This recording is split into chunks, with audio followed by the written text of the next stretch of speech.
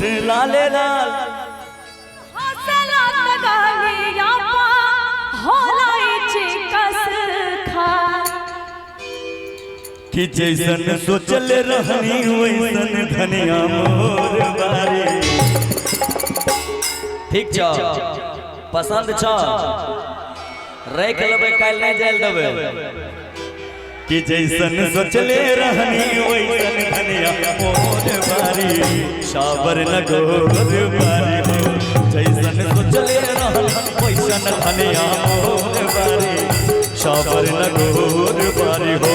थोरे छोर हर पातर मोट थोरे तोर बारी साबर लगोर बारी हो।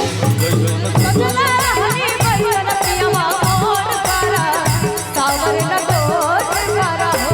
थोरे हर हर पातर मोट थोरे मोर पारा सावर लगोर पारा हो। हमसे दूर रह के क्या करूं थे साजना तुम हमसे दूर रह के हम तो जुदाई में अकेले तुमको ही मांगा करते हो तुमको ही मांगा करते। क्या बतलाए जाने जा तुमसे दूर रह के क्या बतलाए जाने जा तुमसे दूर रह के अक्सर दुआओं में खुदा से तुमको ही मांगा करते ओ तुमको ही मांगा करते।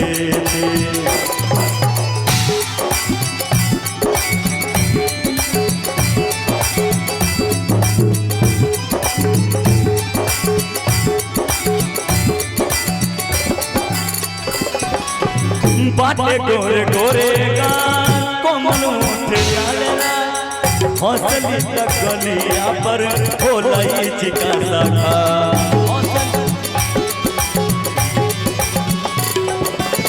बाटे गोरे गोरे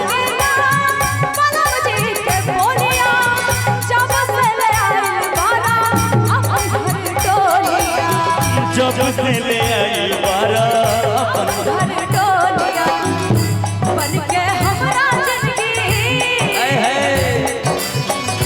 बनके हमारा जिंदगी में आएगा जोर पारा सावर लगोर पारा। जैसन सोचल रहनी वैसन धनिया मोर बारी सावर लगोर बारी हो।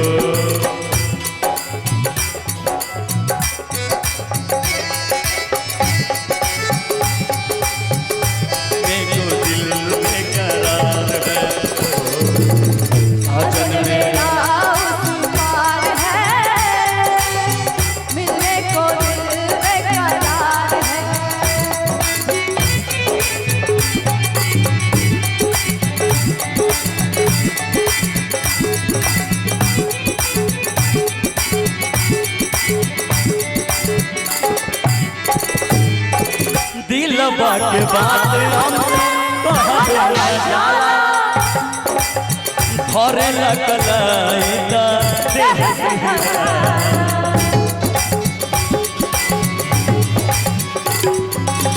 सच के से जरिया जब गोरी बैठेलू और क्या रही रही देहिया के अपन जब बैठेलू रही रही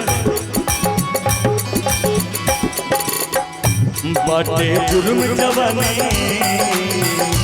बाटे जुर्म जवानी चंदा के जगोर बारी सावर लगोर बारी हो।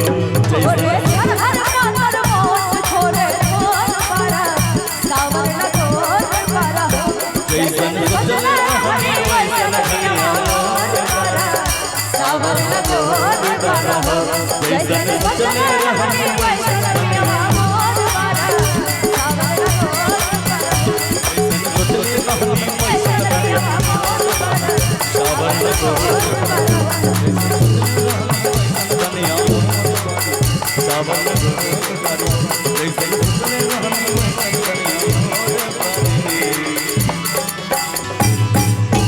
कि सावर लगोर बारा।